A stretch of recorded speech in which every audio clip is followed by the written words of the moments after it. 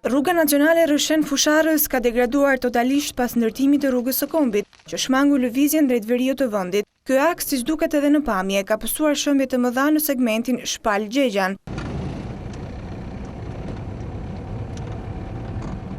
Mira banorë të komunave të Pukës dhe Bashkisë Fusharës kalojnë çdo ditë në këtë aks të amortizuar, duke vënë në rrezik jetën e tyre. Ka të shivit e gjysë është ka që të mëtume. Frikën e zakonisht kur është borë, frika është edhe. Është pa kalueshme. Është pa kalueshme, nuk dihet gjë, bjet. Nuk dihet se ku rruga ku është. Asnjë gjë nuk dihet. Edhe pak nuk quhet rrugë. Sidomos nga Gjexhani në Fusharës është tema se e prishur. Domethënë kjo nuk mund të jetë as rrugë baktish, jo rrugë ashtu. Kjo është domosdoshmë që duhet ndërhyet. Po ne këto zona nuk na kanë pasur ndonjëherë, nuk kanë qenë prioriteti kërkuj.